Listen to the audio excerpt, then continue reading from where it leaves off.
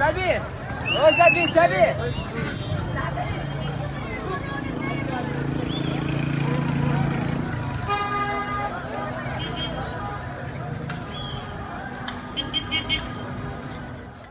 I watched at home here, like we all did, back in August and September when the Afghan refugees were just, piling onto airplanes, just anything to get out of Afghanistan and out of that situation. And, and I went and talked to Mike and said, we got to do something. And I'm the chair of the outreach committee, so I have a little bit of that also as my interest.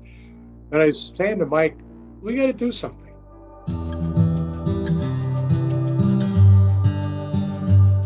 In 2021 and 2022, 6 churches in the Constance and her companions region worked together to renovate 2 unused church buildings to house Afghan refugee families. The Reverend Michael Muller of St. Peter's Mountain Lakes said that the project was inspired by a Mission Minute video shown at the 2020 annual convention, in which St. Paul's Englewood renovated an unused sexton's apartment to house a homeless family. A table discussion with his fellow Connies led them to realize that there was a church in their region with 2 unused buildings. They also knew of parishioners in construction-related fields, and they saw an opportunity to make a difference together. They reached out to Homeless Solutions of Morris County, but there were state regulations they couldn't meet. So the idea stayed on the back burner for a year and a half until the Afghan refugee crisis prompted them to revisit it. Seeking guidance on refugee resettlement, McGowan and Muller connected with Church World Service, a faith-based organization that has been helping refugees around the world since 1946. Currently, their most pressing need is housing for refugees. 5 other churches in the region joined with St. Peter's Mountain Lakes in what they call the Afghan Resettlement Project.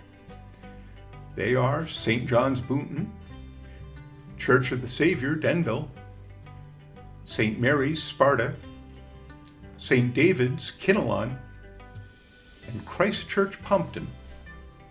Church World Service told them they could expect an Afghan family to arrive in December, so they got to work preparing the first building, an unused rectory, to receive them. They did a deep cleaning of the rectory, touched up paint, made small repairs, and gave the yard a thorough fall cleanup. They also collected donations of gently used furniture and outfitted the kitchen with small appliances and supplies. On December 4th, 2021, the churches welcomed a family of 7 to their new home.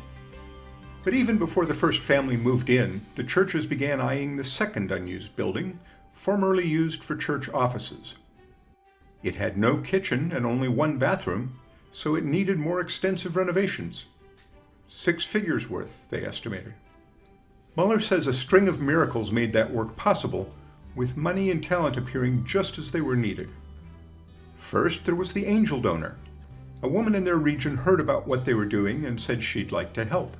When she was told that at least $100,000 was needed to start work on the second building, she said, in fact, I could do that.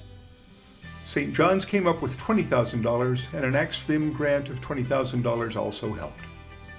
Then 3 parishioners with the perfect blend of experience stepped forward to take on the work of project management. A general contractor and an electrician, who were both willing to go above and beyond, agreed to join the team. Several other parishioners in construction-related fields provided replacement windows at cost and donated architectural drawings and paint. The youth of St. Peter's, along with some friends, helped with the painting as a summer mission trip. Even the town pitched in by waiving $2,400 in permit fees. The quick completion of the renovations in a time of supply chain issues seemed like yet another miracle. Work on the second building started in April 2022, and a family of 9 was able to move in on August 3rd. The second family is being sponsored by Westside Presbyterian Church in Ridgewood. The 2 groups agreed to work together, with the Episcopalians providing the housing, while the Presbyterians handle the ongoing responsibilities of helping the family get settled. 2 years ago, there were just 2 unused buildings in need of repair and the spark of an idea. Now those buildings are completely renovated, and 2 families who were forced to escape from their homeland are starting new lives in comfortable American homes. That is a miracle indeed.